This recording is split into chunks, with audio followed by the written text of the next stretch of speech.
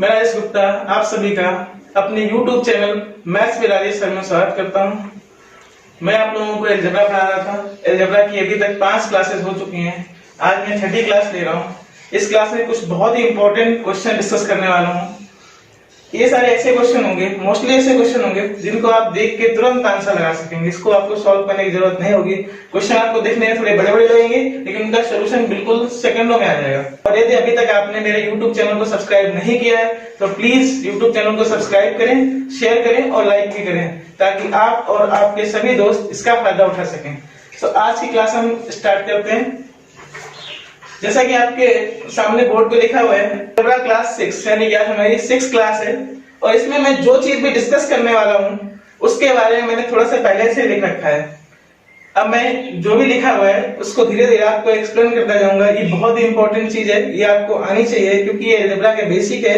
अगर ये सारी चीजें आपको आती होंगी तो ये बहुत मुश्किल क्वेश्चन भी है, वो भी बहुत आसानी से हो जाएंगे। देखो, जैसे पहले जो लिखा हुआ है, आज मैं आपको बताने वाला हूँ पॉलिनोमियल क्या होता है, बहुपद किसे कहते हैं।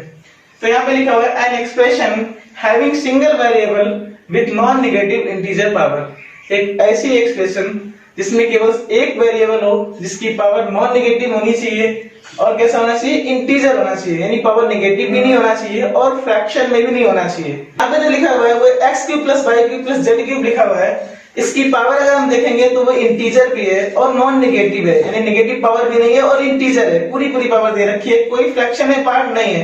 1/2, 1/3, 1/4 इस टाइप का कुछ भी नहीं लिखा हुआ है।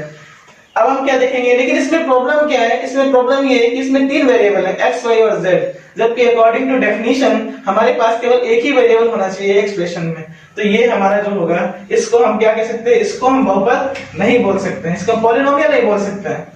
दूसरे में देखिए क्या है, दूसरे में x² + 1/x लिखा हुआ है। इसको हम क्या लिख सकते हैं, अगर ध्यान से देखो आप, ये x² + x⁻⁻1।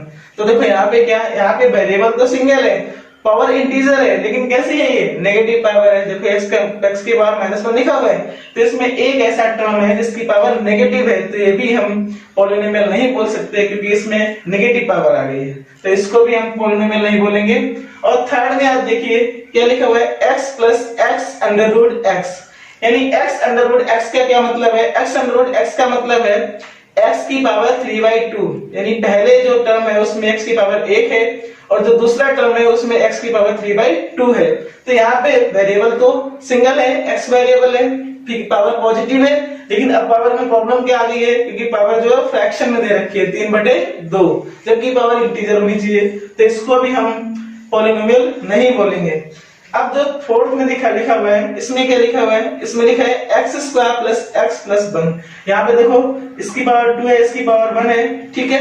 तो यहाँ पे हमें समझ में आ रहा है कि इसकी पावर कैसी है, इसकी इंटीजर पावर है, ठीक है, क्योंकि पावर 2 और 1 लिखा हुआ है, पॉजिटिव है और फ्रैक्शन में भी नहीं है, यानी कि इसको हम पॉलिनोमियल बोल सकते हैं। तो इन चारों चीजों में से केवल पॉलिनोमियल नहीं है। कभी कभी सिर्फ इतना ही पूछ लेते हैं कि इनमें से बताइए कौन सा पॉलिनोमियल है या नहीं है।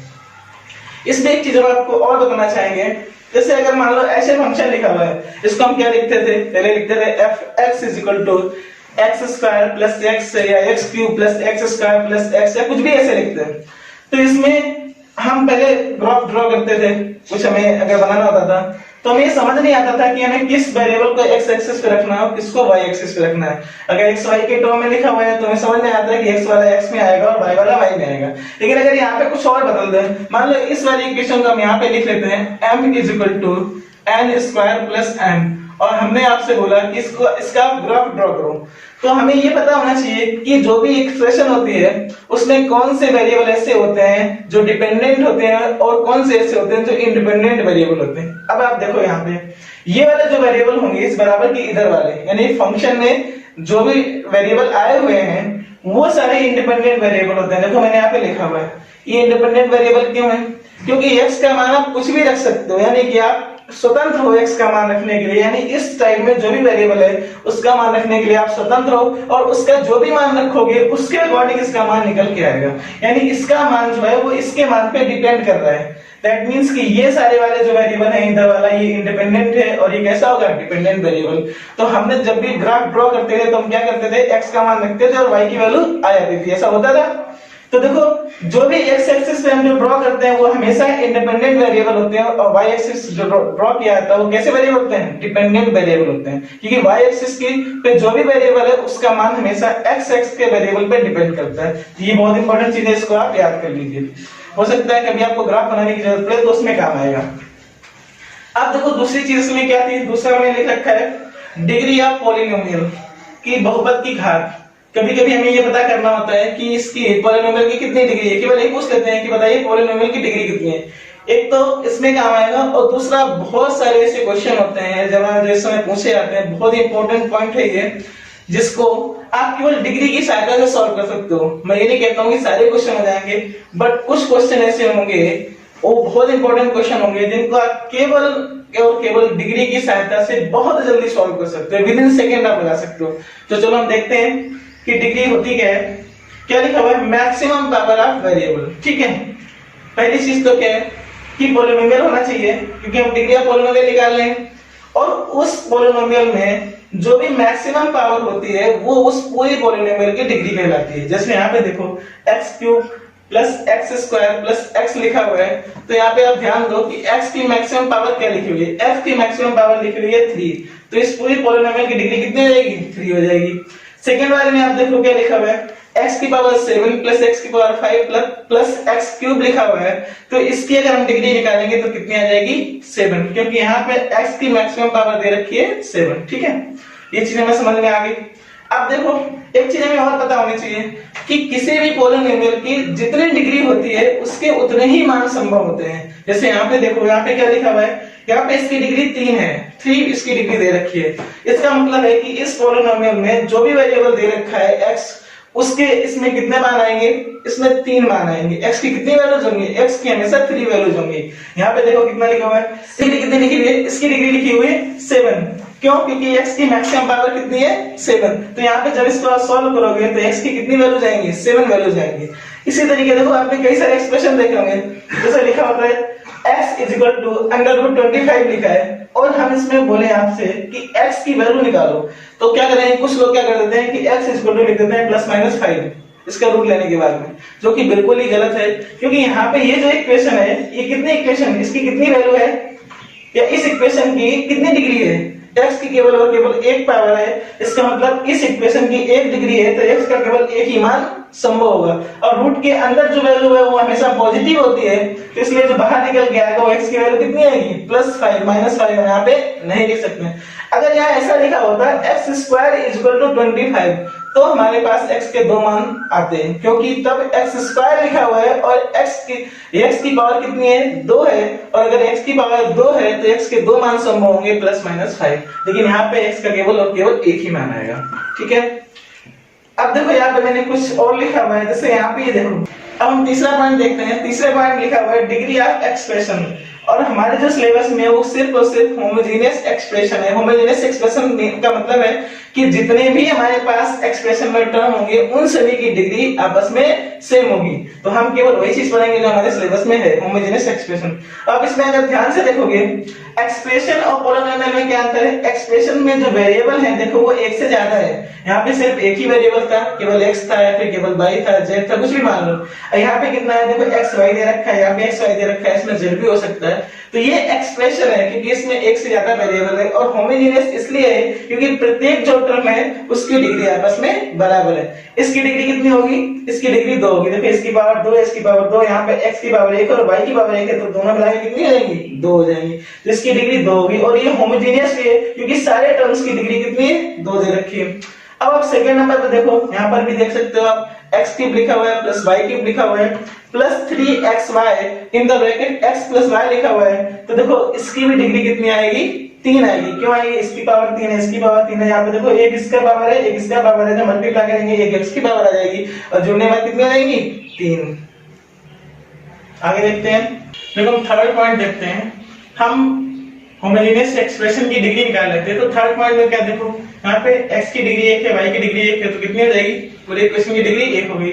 और यहाँ पर देखो फोर्थ पॉइंट में देखो इसमें कितना है, इसमें अंश में कितना दे रखा है, 2 है और हर में कितनी डिग्री है, 1 है, तो ओवरऑल डिग्री निकालेंगे कितनी आ जाएगी, 1, क्योंकि 2 से 1 घटेगा कितना बचेगा, 1। इसकी भी डिग्री 1 होगी, इसकी भी 1 होगी, तो पूरे एक्सप्रेशन की डिग्री कितनी कहलाएगी, 1 कहलाएगी। यहाँ पर देखो ऊपर कितनी पावर है, 3, और नीचे कितनी पावर दे रखी है, 1 दे रखी है, यानी कि इसकी जो डिग्री आई वो कितने है, 3 - 1 के बराबर कितना आ गया, 2 के बराबर आ गया।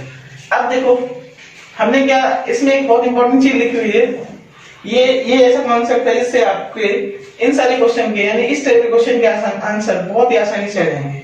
क्या है, इन homogeneous equation degree of question is always equal to the degree of answer, यानी कि जो भी होमोजेनियस एक्सप्रेशन होती हैं उसमें क्वेश्चन की जो भी डिग्री होती है वो डिग्री आंसर की डिग्री के बराबर होगी। अगर क्वेश्चन में डिग्री 2 है तो आंसर में डिग्री 2 होगी, अगर क्वेश्चन में डिग्री 1 है तो आंसर में डिग्री 1 होगी। जैसे एग्जांपल के लिए मैं आपको दिखाता हूं, जैसे ये मैंने एक क्वेश्चन लिखा हुआ है, ये आपके सामने क्वेश्चन लिखा हुआ है, इसमें आप देखो ये होमोजेनियस एक्सप्रेशन है कि नहीं है। देखो यहाँ पे 3 और 1 4/2, यानी कि इस पूरे एक्सप्रेशन की डिग्री कितनी कहलाएगी, 2। यहाँ पर भी डिग्री 2 है, यहाँ पर भी डिग्री 2 है, यहाँ पर भी डिग्री 2 है, सभी टर्म्स की डिग्री आपस में इक्वल है, दैट मींस कि ये होमोजेनियस एक्सप्रेशन है। अब देखो इसके आंसर ऑप्शन ये दे रखे हैं हमारे पास में, a + b + c 3abc ab + bc + ca, और हमें क्वेश्चन लगाएंगे नहीं, हम इसको देख के बता देते हैं क्या इसका आंसर होगा, क्योंकि हमें पता है कि होमोजेनियस एक्सप्रेशन दे रखा है, ये होमोजेनियस एक्सप्रेशन दे रखा है, क्वेश्चन की जो भी डिग्री है वही आंसर की डिग्री होनी चाहिए। तो आंसर में आप देखोगे इसकी डिग्री 1 है, इसकी डिग्री 0 कहलाएगी, इसकी डिग्री 3 कहलाएगी, इसकी डिग्री कितनी है, 2। तो हमें लगाने की जरूरत नहीं है, आप लगाओगे तब भी यही आएगा, इसको हम सीधे से लगा सकते हैं किसका यही आंसर। दूसरा नंबर क्वेश्चन देखते हैं, अब दूसरा नंबर क्वेश्चन देखते हैं। देखो इसमें एक क्वेश्चन दे रखा है, x + y + z का होल क्यूब और माइनस से सारे एक्सप्रेशन दे रखे हैं आपके सामने लिखे हुए। अब देखो इसमें क्वेश्चन की डिग्री कितनी है, इसमें जो भी टर्म है, जितने भी टर्म है, सबकी डिग्री 3 दे रखी है। देखो सबकी पावर कितनी है, 3। तो हमें एक बात समझ में आ रही है कि जो भी आंसर आएगा उसकी भी डिग्री कितनी होगी, 3 होगी। अब देखो यहाँ पर 8xyz ये दे रखा है, ये दे रखा है, ये दे रखा है, तो देखो ये तो कभी हो ही नहीं सकते। कौन कौन से नहीं हो सकते, ये और ये तो हो ही नहीं सकते। क्यों नहीं हो सकते, क्योंकि यहाँ पे पावर कितनी है, यहाँ पे इसकी डिग्री 1 है, यहाँ पे डिग्री 0 है। अब इन दोनों में से कोई एक ऑप्शन होगा, तो उसमें हम क्या करेंगे, हम दोनों, हमें चेक करना है, हमें पता है कि डिग्री तो 3 ही होनी चाहिए, बट इसके साथ में कौन सा नंबर आएगा वो हमें पता करना है। तो इसमें कुछ भी वैल्यू रख लो आप, इसमें xyz तो वेरिएबल ही है, तो इसमें हम xyz की वैल्यू 1 1 1 रख लेते हैं। जैसे आप xyz की वैल्यू 1 के बराबर रखोगे तो ये 1 + 1 + 1 कितना आएगा, 3 आएगा, 3 का क्यूब 27 आएगा। यहाँ पे 1 + 1 2 आएगा, 2 से 1 सेपरेट करोगे कितना आ जाएगा, 1 आएगा, 1 का क्यूब 1 ही आएगा, यानी कि 1 यहाँ पर आएगा, 1 यहाँ आएगा, 1 यहाँ आएगा। 27 से 3 माइनस करोगे कितना आ जाएगा, 24। मुझे पता है कि 24 तो आएगा और उसमें डिग्री कितनी होनी चाहिए, 3 होनी चाहिए, यानी कि हमारा आंसर कौन सा सही होगा, ये वाला सही हो जाएगा। तो इसी तरीके से तीसरा नंबर क्वेश्चन दे रखा है, इसमें लिखा हुआ है a in the bracket b - c का whole square upon c - a into a - b, और इसी तरीके के सारे टर्म दे रखे हैं। इसकी डिग्री कितनी है आप देखो ध्यान से, तो ऊपर देखो कितना आ जाएगा, 2 और 1 3, और नीचे कितना है, 1 और 1 2, 3 से 2 जाएगा, कितना बचेगा, 1। यानी कि जो भी एक्सप्रेशन दे रखी है इसकी डिग्री कितनी है, 1। तो हमारे पास आंसर ऑप्शन ये लिखे हुए, मैंने छोटे छोटे लिखे हुए साइड में। तो आंसर ऑप्शन में आप देखिए कि ऐसा कौन सा ऑप्शन है जिसमें केवल 1 ही डिग्री है। तो इसकी 3 डिग्री है, इसकी 0 डिग्री है, इसकी 2 डिग्री है, इसकी कितनी डिग्री है, 1, यानी कि हमारा आंसर क्या आएगा, ये वाला आएगा। अब देखो 4th नंबर क्वेश्चन, ये भी थोड़ा इंपॉर्टेंट क्वेश्चन है। इसमें देखो कितना लिखा हुआ है, इसमें x/a, y/b और z/c, ठीक है, ये लिखा हुआ है। ये कंडीशन दे रखी है कि तीनों बराबर है, और हमारे पास क्या पूछा गया है, हमें पूछा गया है xy + yz + zx की वैल्यू निकालनी है।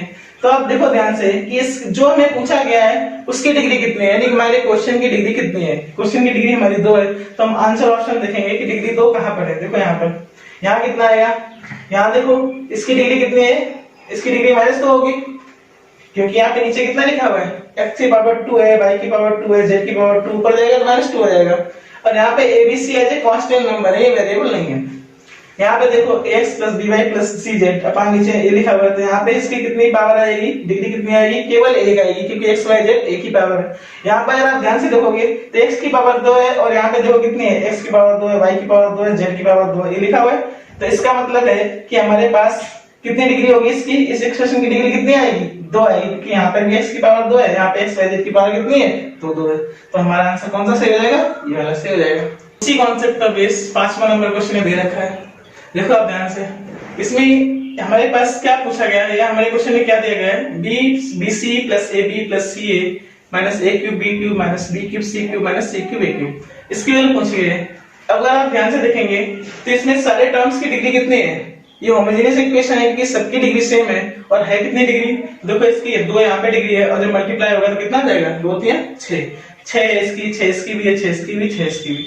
इसका मतलब जो हमारे पास आंसर आएगा उसकी भी डिग्री कितनी होनी चाहिए, 6 होनी चाहिए। और आप आंसर में चेक कर लीजिए इसकी डिग्री कितनी है, देखो एक डिग्री इसकी, एक इसकी है, एक इसकी है, 3 से तीनों का मल्टीप्लाई करेंगे 3 डिग्री आएगी, इसकी भी 3 डिग्री आएगी, इसकी भी 3 डिग्री आएगी, और यहाँ पर देखो 3 डिग्री तो इसकी आएगी, 3 डिग्री इसकी आएगी, यानी कितनी है इसकी डिग्री, 6। तो हमारा आंसर कितना होगा, ये वाला आ जाएगा। ठीक है, और देखो दूसरा क्वेश्चन दे रखा है x upon y equal to z upon w, और हमें क्या निकालना है, x की पावर m प्लस y की पावर m प्लस z की पावर m प्लस w की पावर m अपॉन ये इक्वेशन लिखा हुआ है।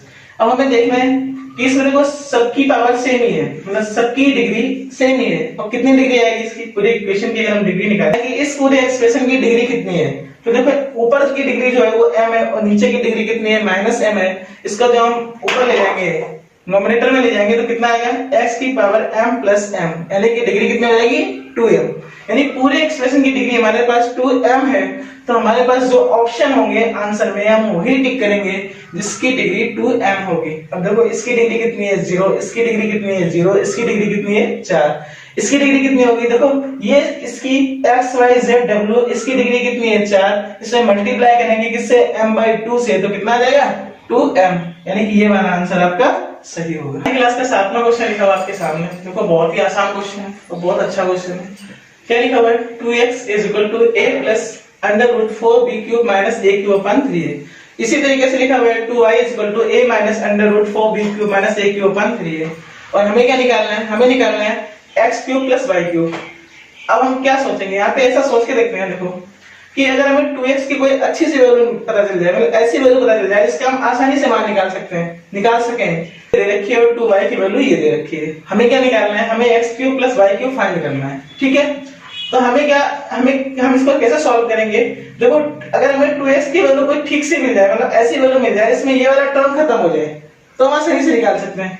तो हम क्या कर सकते हैं, देखो इसमें हम इसको 0 बनाना चाहते हैं, तो 0 हम कैसे बना सकते हैं, देखो ध्यान से हम एक काम कर सकते हैं, यहाँ से क्या, अगर हम ऐसे मान लें 4b क्यूब और माइनस a क्यूब बराबर 0, अगर मान लें तो यहाँ से हमें कितना मिलेगा, ध्यान से देखो, यहाँ से हमें मिलेगा 4b cube is equal to a cube. और जब हम ऐसा रख देंगे तो x की वैल्यू कितनी आएगी, देखना यहाँ पे 2x इज इक्वल टू कितना आ जाएगा a, और यहाँ पे कितना आएगा 2y इज इक्वल टू कितना आ जाएगा a। अब देखो x की वैल्यू भी a/2 है और y की वैल्यू भी a/2 है, यानी हम क्या लिख सकते हैं, x बराबर y बराबर a/2। इतनी चीजें हमें पता चल गई।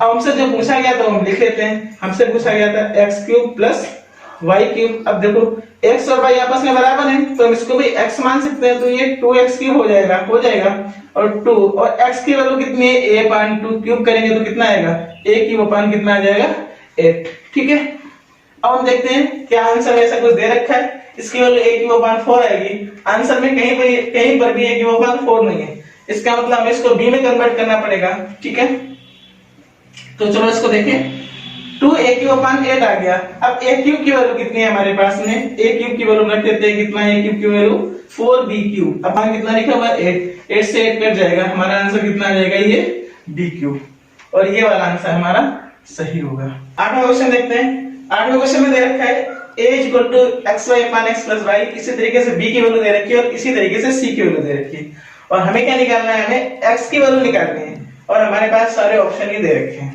ठीक है, यानी जो भी हमारे पास आंसर है उसमें x y z कुछ भी नहीं है, केवल abc के टर्म में निकालना है। ठीक है, x की वैल्यू abc के टर्म में निकालनी है। देखो हम कैसे सॉल्व कर सकते हैं, बहुत ही आसान है, देखो इसको सॉल्व करना।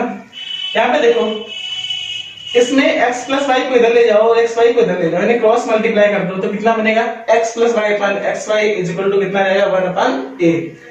तो कितना आएगा, देखो मैं सीधे लिख दूंगा, जैसे आप x plus y upon xy करोगे तो x में भी xy से डिवाइड होगा और y में xy से डिवाइड होगा, यानी कितना बनेगा, यहाँ पे देखा ध्यान से, 1 upon x plus 1 upon y is equal to आएगा 1 अपॉन a आ जाएगा। यहाँ पे देखना दूसरे वाले में क्या आएगा, 1 upon z plus 1 upon x is equal to आएगा 1 अपॉन v। इसी तरीके से कितना आएगा 1 upon Y plus 1 upon Z is equal to आ जाएगा 1 अपान सी। ठीक है, ये हमारे पास 3 इक्वेशन मिल गए और हमें क्या चाहिए, हमें सिर्फ और सिर्फ x की वैल्यू निकालनी है। तो यदि आप ध्यान से देखोगे, आप इन दोनों को जोड़ो तो देखो इसमें 2 अपान एक्स बनेगा और 1 upon Y plus 1 upon Z, और इसको घटा दो तो y और z के टर्म्स कैंसिल हो जाएंगे। यानी कि अगर हम इसको फर्स्ट मान लेते हैं इक्वेशन, इसको मान लेते हैं हम सेकंड इक्वेशन और इसको मान लेते हैं हम थर्ड इक्वेशन, तो क्या हम ऐसा कर सकते हैं, हम क्या कर सकते हैं फर्स्ट प्लस सेकंड और माइनस थर्ड, ऐसा हम कर सकते हैं। फर्स्ट और सेकंड को जोड़ेंगे, तीसरे घटा देंगे, देखो कितना आएगा। अगर आप ऐसा करोगे, इसको जोड़ के इसको घटाओगे तो y और z के टर्म कैंसिल हो जाएंगे। इधर कितना बचेगा 2 अपान x बचेगा और इधर कितना आएगा 1 upon a plus 1 upon b और माइनस 1 अपान c। इसको आप सॉल्व कीजिए तो इसके एलसीएम लेंगे तो कितना आएगा, यहाँ पे देखो ध्यान से, यहाँ पे आएगा bc प्लस ac और माइनस ab अपान कितना आ जाएगा abc, ऐसा आ जाएगा। x की वैल्यू निकालनी है, क्रॉस मल्टीप्लाई कर दीजिए तो x इज इक्वल टू आ जाएगा 2abc अपान कितना आएगा bc प्लस ca और माइनस ab। ठीक है, ये आ जाएगा, है ना।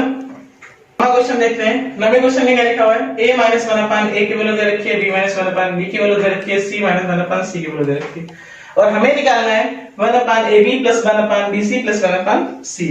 तो देखो इसको हम कैसे कर सकते हैं, हमें एक बात पता है क्या, अगर हम ऐसा करना है, देखो एक हम आपको समझाने के लिए लिखते हैं 1 upon a plus 1 upon b plus 1 upon c।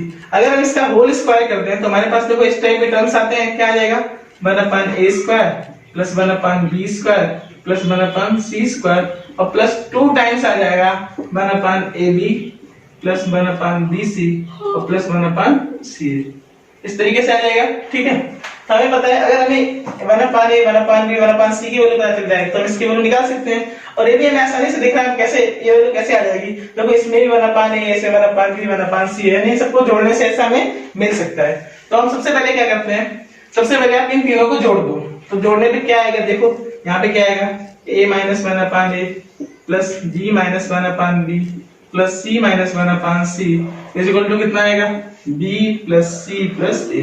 अब आप दिख रहा होगा a b और c आपस में कट जाएंगे, यानी इसको हम क्या लिख सकते हैं, यहाँ से देखो ध्यान से 1 upon a plus 1 upon b plus 1 upon c बराबर 0, माइनस कॉमन आ जाएगा, उधर 0 रहेगा तो इसकी वैल्यू इसके बराबर आ जाएगी। अब हमें इसकी वैल्यू पता चल गई है, इसकी वैल्यू अगर किसी तरीके से आ जाए तो हम इसका मान निकाल सकते हैं। इसकी वैल्यू हम कैसे निकाल सकते हैं, देखो इसका स्क्वायर कर दो, तो इसका स्क्वायर करेंगे कितना, अगर हम इसका स्क्वायर करेंगे तो देखो 1 अपान a स्क्वायर की वैल्यू भी आएगी उसमें, तो इसका स्क्वायर कर दो, यानी सभी का स्क्वायर करके आपस में ऐड कर दो तो कितना आएगा, देखो ध्यान से a square plus 1 upon a square minus का 2 plus b square plus 1 upon b square minus का 2 plus c square plus 1 upon c square और माइनस का 2। अब उधर कितना आएगा, देखो ध्यान से a square plus b square और प्लस c स्क्वायर, इतना आ जाएगा।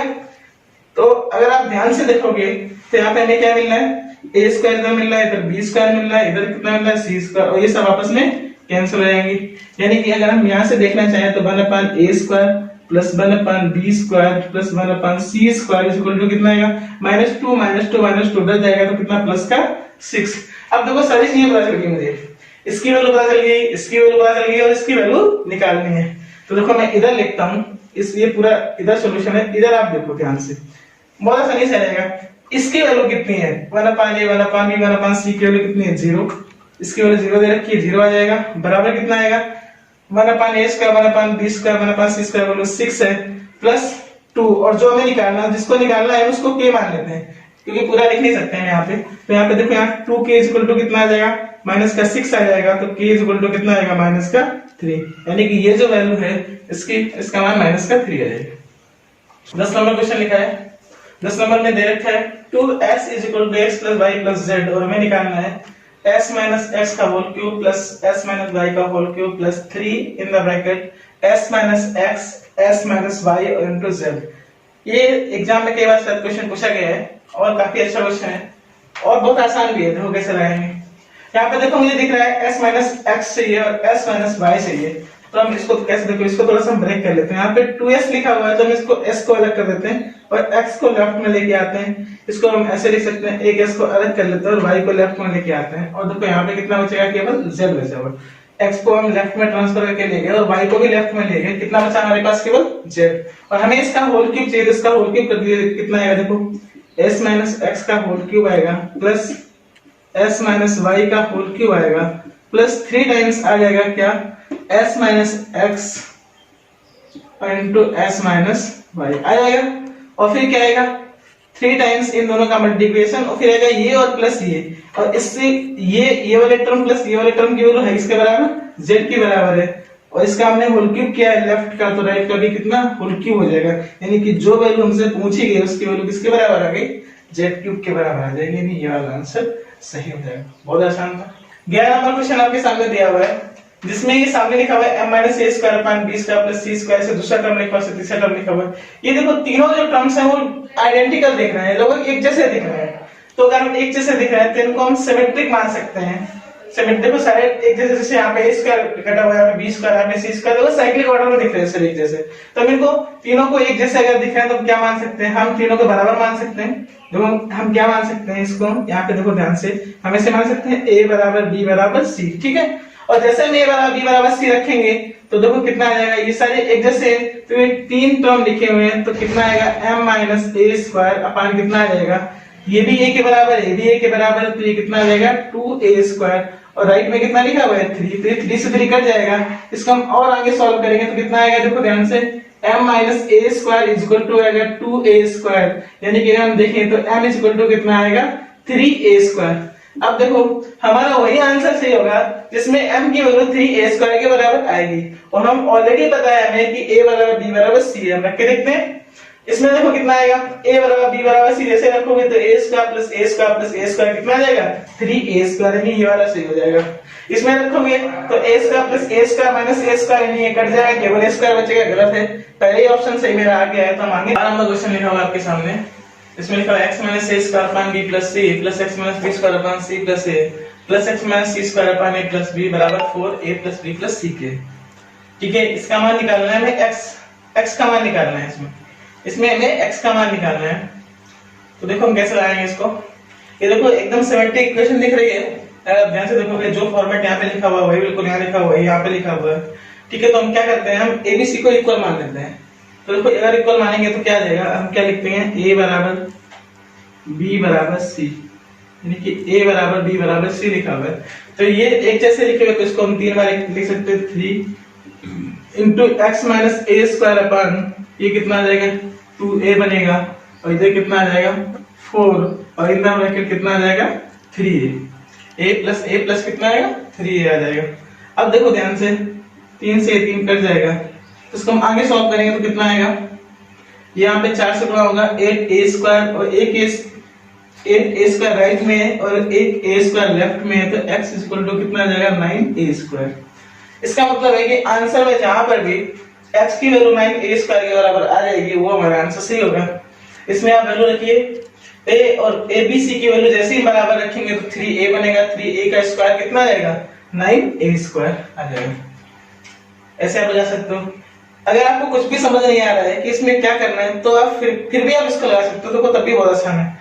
ऑप्शन से बोलो दो, कैसे, जैसे उठा के इसमें रखोगे तो क्या आएगा, देखो जैसे आप इसमें रखोगे तो a plus b plus c का whole square minus a square, तो ये पूरा फॉर्मेट बनेगा a square minus b square का। एक बार a plus b plus c में a जुड़ेगा, एक बार a घट जाएगा, और जैसे ही आप a घटाओगे तो b प्लस c बचेगा और a कट जाएगा, और ऊपर कितना बचेगा 2a plus b plus c। इसी प्रकार यहाँ पे बचेगा a plus 2b plus c, इसी प्रकार यहाँ पे बचेगा a plus b plus 2c। तो आप ध्यान से देखो तो सभी में abc आ रहा है, और हर बार एक एक इक्वेशन में सभी में abc आ रहा है, और हर बार abc के साथ में कोई एक टर्म एक्स्ट्रा है। पहले वाले में a आ रहा था, दूसरे वाले में b आ रहा था, तीसरे वाले में c आ रहा था। इसका मतलब abc तो 3 बार आएगा, और जो एक्स्ट्रा वाले जोड़ेंगे वो abc और बन जाएंगे, यानी कि 4 abc के बराबर हो जाएगा। इसको आप ऑप्शन से भी कर सकते थे, वरना आप इस तरीके से तो कर ही सकते हो। क्वेश्चन देखते हैं, लिखा हुआ है xy plus yz plus zx is equal to 1, और हमें क्या निकालना है, हमें निकालना है 1 plus y square upon x plus y और y प्लस z। ठीक है, तो एक तो हम ऐसे भी कर सकते हैं, देखो ध्यान से इसको x y y z z x लिखा हुआ है, अगर हम इन सबको इक्वल मान लें, इक्वल मानेंगे तो क्या आ जाएगा, इसको देखो ध्यान से, यानी कि हम ये मान सकते हैं x बराबर y बराबर z। जैसे हम मानेंगे तो x square plus x square plus x square कितना आएगा 3x square is equal to कितना आएगा 1, यानी कि x square is equal to कितना आ जाएगा 1/3। और हमें निकालना है क्या था, देखो हमें निकालना है 1 plus y square upon x plus y और कितना आएगा y प्लस z, ये निकालना है। तो देखो ये सारे इक्वल है तो ऊपर आ जाएगा 1 प्लस एक्स स्क्वायर अपान कितना आ जाएगा 2x और 2x कितना आ जाएगा 4x स्क्वायर आ जाएगा।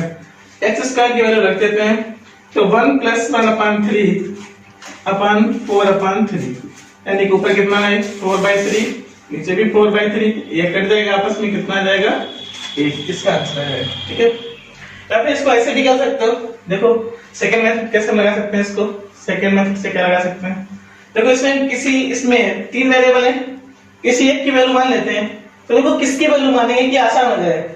तो अभी आप देखो इसमें देखो कि y की जगह लिखा हुआ है ना, अगर हम y की कुछ वैल्यू मान लेंगे तो एकदम रिड्यूस हो जाएगा, खत्म हो जाएगा। तो देखो हम क्या करेंगे, इसमें आप y बराबर 0 मान लो, सबसे सिंपल। जैसे आप y बराबर 0 मानोगे तो देखो क्या आ जाएगा, यहाँ पे ये और ये खत्म हो जाएगा, zx इक्वल टू कितना बनेगा 1 आ जाएगा। और हमें निकालना क्या था 1 प्लस वाई स्क्वायर, तो y तो 0 हो गया तो 1 बचेगा, नीचे कितना y 0 हो गया तो नीचे कितना बनेगा 1/zx, और zx की वैल्यू है कितनी 1, तो आंसर हमारा कितना आ जाएगा दे रखा है। और इसमें हमें ये निकालने हैं, दो चीजें निकालनी है, x y z की वैल्यू, z प्लस 1/x की वैल्यू। तो देखो हम क्या करेंगे, इसमें y का मान कुछ ना कुछ मान लीजिए, ठीक है। तो जैसे हम y का मान अगर मान लो 1 मान लेते हैं तो x की वैल्यू कितनी आ जाएगी 0, हम x की वैल्यू 0 यहाँ पे रख नहीं सकते क्योंकि ये अनडिटरमाइंड फॉर्मूला बन जाएगा। तो y की वैल्यू कुछ और मानते हैं, इसके अलावा कुछ ही मान लेते हैं। देखो तो हम एक करते हैं, ये काम करते हैं कि y बराबर -1 मान लेते हैं, ठीक है। जैसे y की वैल्यू -1 मानोगे तो x बराबर कितना आ जाएगा 2 आ जाएगा, y की वैल्यू -1 रखेंगे उधर जाएगा प्लस का 2 आ जाएगा, 1 1 जोड़ ऐड हो जाएगा, x इक्वल टू 2 आ जाएगा। और जैसे y की वैल्यू -1 यहाँ पे रखेंगे तो उधर कितना आएगा 2 आएगा, और z की वैल्यू कितनी आ जाएगी 1/2 आ जाएगी। अब देखो यदि मैं इसका मान निकालना है तो मल्टीप्लाई कर दीजिए आपस में, 2 और y की वैल्यू -1, z की वैल्यू 1/2, इसकी वैल्यू कितनी आ जाएगी -1 आ जाएगी। और अगर इसका मान निकालना है तो z की वैल्यू हाफ है और x की वैल्यू 2 थी तो 1/x 1/2 बनेगा, इसकी वैल्यू कितनी आ जाएगी 1। ये क्वेश्चन दे रखा है, इसको हम सॉल्व करते हैं। देखो तीन टर्म दे रखे हैं, x + 1/y, y + 1/z और z + 1/x, ये सारे आपस में बराबर है। और एक कंडीशन दे रखी है कि x nought is equal to y nought is equal to z, यानी कि ये तीनों आपस में बराबर नहीं हो सकते हैं, यानी कि हम इन तीनों को आपस में बराबर मान के वैल्यू नहीं निकाल सकते हैं। अगर हम मानेंगे सारी वैल्यूज अलग अलग माननी पड़ेंगी, जो कि मानना बहुत मुश्किल हो जाएगा। इसलिए क्या करें, हम इसको सॉल्व भी करते हैं, हमें सॉल्व भी करना पड़ेगा। तो अगर हम इसको फर्स्ट सेकंड थर्ड मान लें, इसको मान लेते हैं फर्स्ट सेकंड और थर्ड मान लेते हैं, 3 टर्म है, तो हम पहले फर्स्ट से सेकंड को हटाएंगे, फिर सेकंड से थर्ड को हटाएंगे, फिर थर्ड से फर्स्ट को हटाएंगे। तो जैसे हम इसको घटाएंगे क्या करेंगे, हम इन दोनों को बराबर कर देते हैं। जैसे इन दोनों को बराबर करेंगे तो कितना आएगा x - y = 1/z - 1/y आ जाएगा, 1/z - 1/y, यानी कितना आएगा यहाँ पे, यहाँ देखोगे तो y - z/yz आ जाएगा, ठीक है। इसी तरीके से जब हम इन दोनों को बराबर करेंगे तो कितना आएगा y - z = आएगा 1/x - 1/z, यानी कितना आएगा z - x/z आ जाएगा। इसी तरीके से फर्स्ट और लास्ट को देखो जब हम बराबर करेंगे तो कितना आएगा, तो यहाँ पे कितना आएगा z - x कितना आ जाएगा 1/y - 1/x, यानी कितना आएगा x - y/xy, इतना आएगा। अब आप देखो 3 इक्वेशन हमारे पास है, हम अगर इन तीनों का आपस में मल्टीप्लाई करते हैं तो क्या होगा, देखो इन तीनों को मल्टीप्लाई करेंगे तो कितना आएगा, देखो इधर कितना आएगा x - y, y - z और z - x इक्वल टू कितना आएगा x - y, y - z और z - x अपान, आप देखोगे x y y z z x लिखा हुआ है, यानी कि ये सब 2 बार हो जाएंगे, x स्क्वायर y स्क्वायर और z स्क्वायर, और ये सारे टर्म आपस में कैंसिल हो जाएंगे। तो इसको आगे लिखते हैं तो कितना मिलेगा x square y square z square की वैल्यू कितनी आएगी 1, तो x y z की वैल्यू कितनी आएगी +- और यहाँ +- लिख सकते हैं कि ये स्क्वायर में है तो इसके 2 मूल होंगे, तो एक +1 आएगा -1, दोनों वैल्यू हो सकते हैं। 3 नंबर क्वेश्चन लिखा हुआ है ये हमारे पास दे रखा है और इसको हमें सॉल्व करना है, और सॉल्व करने के बाद में हमारे पास क्या आएगा इसमें से हमें बताना है कि कौन सा ऑप्शन सही होगा।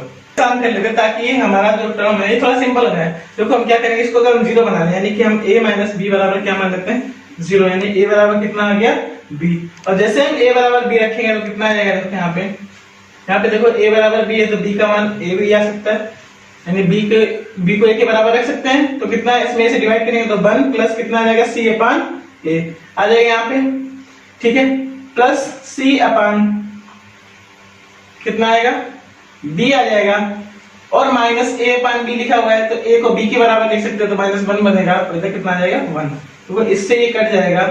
तो अगर आप ध्यान से देखोगे तो कितना आएगा c upon a plus c upon b is equal to कितना आएगा 1, c कॉमन लेके डिवाइड कर दो तो 1 upon a plus 1 upon b is equal to कितना आ जाएगा 1 अपान c। ये भी हम बता चुके हैं, एक तरीके से हम आपको बता चुके हैं, दूसरा तरीका थोड़ा बताते हैं, समझने की कोशिश करिए।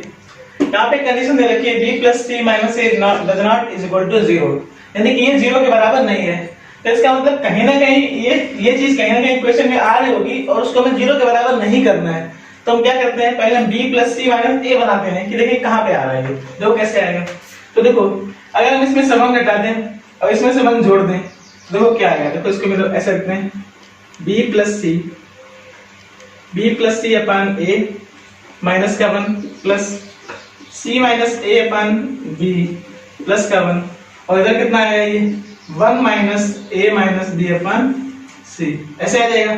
अब देखो यहाँ पे कितना बनेगा, जब एलसीएम लेंगे तो आएगा b plus c minus a upon a, इधर आ जाएगा, इधर कितना आएगा, यहाँ पे देखो b आएगा, ये c प्लस का है तो इधर आएगा b plus c minus a upon कितना आ जाएगा b आ जाएगा, और इधर कितना आएगा, देखो यहाँ पे c प्लस का आएगा और माइनस माइनस a प्लस हो जाएगा तो आएगा b plus c minus a upon कितना आ जाएगा c, ऐसे आ जाएगा। देखो ध्यान से देखो सभी में जो अंश है वो सारे बराबर अंक कट जाएंगे तो कितना आ जाएगा 1 upon a plus 1 upon b is equal to 1 upon c, इसको हम लिख सकते हैं। ये कंडीशन दे रखी थी कि ये 0 के बराबर नहीं है, तो हमने क्या किया, इसको इधर से इधर उधर कॉमन लेके काट दिया और हमारे पास आंसर 16 नंबर क्वेश्चन लिखा हुआ है।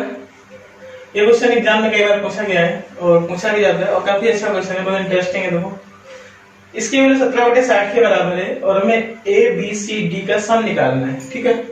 तो देखो जो लेफ्ट में वैल्यू वही राइट में है, यानी कि जिस फॉर्मेट में लिखा हुआ है अगर हम इसको भी इसी फॉर्मेट में लिख लें तो हम a b c d की वैल्यू प्राप्त कर सकते हैं। देखो हम क्या करेंगे, देखो यहाँ पे 1/में पूरा लिखा हुआ है तो इसको हम क्या लिख सकते हैं, देखो ध्यान से इसको हम लिख सकते हैं 1/, और हम क्या लिख सकते हैं 60/17 लिख सकते हैं। यानी कि देखो इसको हम अब चेंज करते हैं, आप ध्यान से देखते रहिए। तो 17 दिया कितना होता है 51 आता है, प्लस कितना आएगा यहाँ पे 17 दिया 51 यानी कितना बचेगा 9/17 और बचेगा, और फिर हमको 1/, में लिखना है, यानी कि अब हम इसको क्या लिख सकते हैं 17/, या इसको हम क्या लिख सकते हैं, देखो 1/17/9 ऐसे लिख सकते हैं।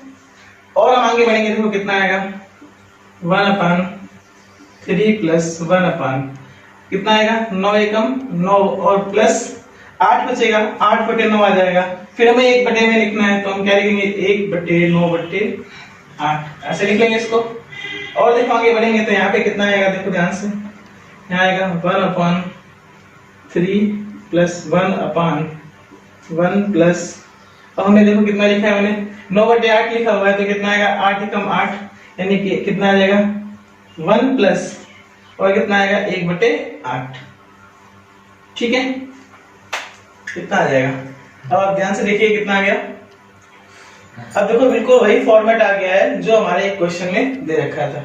एक ही जगह पे कितना आ गया, 3 आ गया, b की वैल्यू 1 आ गई, c की वैल्यू 1 आ गई और d की वैल्यू कितनी आ गई 8, यानी कि हम a plus b plus c की वैल्यू निकालेंगे तो 3 प्लस 1 प्लस 1 प्लस 8 कितना आएगा 13 हमारा आंसर आ जाएगा। 17 नंबर क्वेश्चन लिखा हुआ हमारे सामने, ये लिखा हुआ है, हमें इसको सॉल्व करना है, इसका आंसर निकालना है, इसकी वैल्यू निकालनी है, देखो क्या आएगा। तो देखो लगभग सारे अगर इसको हम पहले वाले टर्म देखें तो जीके में लगभग दिख रहे हैं 2 की पावर 1 2 की पावर 2 4 8 16 32 64 है ना। थोड़ा सा हम इसको सॉल्व करने की कोशिश करते हैं। देखो क्या करेंगे, हम पहले इसमें 2 - 1 से मल्टीप्लाई कर देंगे, देखो कितना आएगा 2 - 1 से मल्टीप्लाई करेंगे, इधर कितना आएगा 2 + 1 लिखा हुआ है, तो यानी इस वाले टर्म को क्या हम सॉल्व कर रहे हैं तो हमारे पास कितना आएगा 2 का स्क्वायर -1 आ जाएगा, ठीक है। कितना आएगा। फिर हम इस वाले टर्म को यहाँ पे लेके आते हैं तो कितना आएगा 2 का स्क्वायर प्लस 1 यानी कितना आएगा 2 का पावर 4 माइनस 1। फिर हम 2 की पावर 4 इससे मल्टीप्लाई करेंगे। ठीक है, अब मुझे एक पैटर्न समझ में आया कि कैसे हो रहा है। अब देखो यहाँ पे देखो कितना बना, यहाँ पे देखते हैं 2 माइनस 1 था 2 प्लस 1 था यानी 2 का स्क्वायर माइनस 1, 2 का स्क्वायर प्लस 1 से आएगा तो 2 की पावर 4 माइनस 1, 2 की पावर 4 प्लस 1 से गुणा करेंगे तो 2 की पावर 8 माइनस 1, 2 की पावर 8 प्लस 1 से गुणा होगा तो 2 की पावर 16 माइनस 1 आएगा। अब 2 की पावर 16 प्लस 1 से गुणा होगा 2 की पावर 32 माइनस 1 आएगा। इसमें 2 की पावर 32 प्लस 1 से गुणा होगा 2 की पावर 64 माइनस 1 आएगा। और जब इसमें गुणा करेंगे तो 2 की पावर 64 प्लस 1 से गुणा करते हैं कितना आएगा 2 की पावर 128 और माइनस 1, ये हमारा आंसर हो जाएगा। 4 नंबर क्वेश्चन लिखा हुआ है x प्लस 1 अपान x की वैल्यू दे रखी है 3 के बराबर है और ये लिखा हुआ है 273x क्यूब अपान और ये सारी वैल्यू लिखी हुई है। हमें इसको सॉल्व करना है, उसकी वैल्यू निकालनी है। तो देखो यहाँ पे x क्यूब लिखा हुआ है तो हमें एक चीज समझ में आ रही है, अगर हम इस x क्यूब को हटा दें तो आसानी से समझ जाएगा। तो x क्यूब कैसे लाएंगे, अंश में x क्यूब से भाग दीजिए और हर में भी x क्यूब से भाग दीजिए। लेकिन हर में भाग कैसे देंगे, x क्यूब को 3 पार्ट में ब्रेक कर लीजिए, x और x में, इसमें भी x से डिवाइड करिए, इसमें भी x से डिवाइड करिए, इसमें भी x से डिवाइड करिए। देखिए कितना आएगा तो 273 अपान कितना लिखेंगे, इसमें x से डिवाइड करेंगे 2x आएगा और यहाँ पे डिवाइड करेंगे 2 अपान x आ जाएगा। तो इसको हम एक साथ लिख लेते हैं, कितना आएगा 2x प्लस 2 अपान x प्लस कितना आएगा 4 आ जाएगा। दूसरे ब्रैकेट में कितना आएगा 7x प्लस 7 अपान x प्लस 4 आ जाएगा। और तीसरे ब्रैकेट में कितना आएगा, इसमें आ जाएगा 11x प्लस 11 अपान x और प्लस कितना आ जाएगा 6 आ जाएगा। अब और देखो आप ध्यान से, कितना इजी क्वेश्चन हो गया है। देखो यहाँ पे आ गया 273 अपान, अब देखो x प्लस 1 अपान x की वैल्यू कितनी थी 3 दे रखी है, यहाँ पे 2 कॉमन लोगे तो x प्लस 1 अपान x आएगा और 2 से 3 इसकी वैल्यू 3 दे रखी है, मल्टीप्लाई करेंगे कितना आएगा 3 गुना 6 4 कितना आ जाएगा 10 आ जाएगा। प्लस कितना आएगा देखो यहाँ पे कितना x प्लस 1 अपान x की वैल्यू 3 है तो 7 के 21 4 कितना आ जाएगा, कितना आ जाएगा यहाँ पे 10 आ गया है, यहाँ पे कितना आ जाएगा 25 आ जाएगा है ना। और यहाँ कितना आएगा 11 33 और 6 कितना हो जाएगा 39 हो जाएगा। ठीक है, अब देखो किससे से भाग जाएगा, इसमें इससे डिवाइड करके 13 दिए 39 होता है, कितना आएगा 13 दूनी 26 और 13 एकम 13 आ जाएगा। और ये कितना आएगा 3 सत्ते 21 आ जाएगा। ये कितना आएगा 7 अपान 250। 19 नंबर क्वेश्चन दे रखा है, a की वैल्यू दी है, b की वैल्यू दी है और c की वैल्यू दे रखी है। ठीक है, हमें क्या निकालना है, हमें x की power an plus bl plus cm निकालनी है, यानी कि हमें n पता होना चाहिए, bl पता होना चाहिए और cm पता होना चाहिए। तो अब देखो इसमें क्या करेंगे, इसमें n से मल्टीप्लाई कर दो, इसमें l से कर दो और इसमें m से कर दो तो कितना आएगा देखो an इक्वल टू कितना आएगा इसमें l माइनस m और जैसे हम n से मल्टीप्लाई करेंगे तो कितना आएगा ln माइनस mn इतना आ जाएगा। इसी तरीके से कितना आएगा bl l से मल्टीप्लाई करोगे तो कितना आएगा m minus n into l यानी कितना आएगा lm माइनस nl।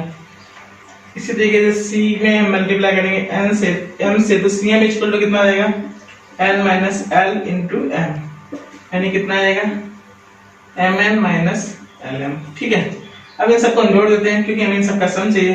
तो देखो आप ध्यान से देखो, कुछ देखा आपको, इससे ये कटेगा, इससे ये कटेगा, सॉरी ध्यान से देखो आप, इससे ये कटेगा और इस वाले से ये कट जाएगा और इस वाले से ये कट जाएगा, ये सारे कितने जीरो हो जाएंगे, यानी कि an plus bl plus cm equal to कितना हो गया 0। हमें इसकी वैल्यू चाहिए थी तो देखो हम इसकी वैल्यू निकालते हैं, क्या आएगी x की पावर कितना आ जाएगा 0 और किसी की पावर 0 का मान कितना होता है 1, आंसर आ जाएगा। 20 नंबर क्वेश्चन हमारे सामने लिखा हुआ है, क्या लिखा है un is equal to 1 upon n minus 1 upon n plus 1। n natural number है, यानी कि यहाँ पर un का मान इतना है, अगर हम 1 रखेंगे तो u1 की वैल्यू कितनी आएगी 1 माइनस 1 अपान 1 प्लस 1। अगर हम 2 रखेंगे तो u2 की वैल्यू कितनी आएगी 1 अपान 2 माइनस 1 अपान 2 प्लस 1 प्लस 1, इस टाइप से निकलेगा। और हमें क्या चाहिए, हमें इन सब का 1 से लेकर 1000 तक का सम चाहिए। देखो हम कैसे करेंगे इसको, देखो हम पहले निकाल के देखते हैं तो कितना आएगा u1 की वैल्यू कितनी आएगी, देखो तो आएगा 1 माइनस 1 अपान 2 आ जाएगा। इसी तरीके से u2 की वैल्यू कितनी आएगी 1 अपान 2 माइनस 1 अपान 3 आ जाएगा। इसी तरीके से u3 की वैल्यू कितनी आएगी 1/3 माइनस 1/4। डॉट डॉट अगर हम करते चले आएंगे तो लास्ट में देखो u1000 की वैल्यू कितनी आएगी 1/1000 माइनस 1/1001 आ जाएगा। और हमें इन सभी को जोड़ना है, तो देखो क्या करेंगे, आप देखो ध्यान से, अगर हमारे पास केवल 2 टर्म्स होते तो ये बीच वाले कैंसिल होते, पहला और आखिरी बचता। अगर हमारे पास 3 टर्म होते तो बीच वाले कैंसिल होते, पहला और आखिरी बचता। तो हमारे पास चाहे इतने ही टर्म हो, अगर हम इनको कैंसिल करेंगे तो हमारे पास पहला और आखिरी वाला ही बचेगा। यानी कि हम जब इनको जोड़ेंगे तो हमारे पास कितना आएगा, तो फिर हम लिखते हैं u1 plus u2 plus u3 dot dot un equal to कितना आएगा 1 माइनस 1/1001। और 1001 से 1 आएगा तो कितना आएगा 1000/1001। दोस्तों ये हमारी आज की क्लास थी। आप लोगों ने आज की क्लास देखी होगी। आई होप कि आपको क्वेश्चन समझ में आए होंगे और आपने क्लास को एंजॉय किया होगा। अगली क्लास में हम आपको मैक्सिमम और मिनिमम फंक्शन अगली क्लास में हम आपको अलजेब्रा के मैक्सिमम और मिनिमम वैल्यू निकालना बताएंगे। ठीक है, अगली क्लास का वेट करिए। और अगर किसी ने अभी तक मेरे चैनल को सब्सक्राइब नहीं किया है तो प्लीज इसे सब्सक्राइब करिए, शेयर कीजिए और लाइक कीजिए। ठीक है, आज के लिए इतना ही। Thank you.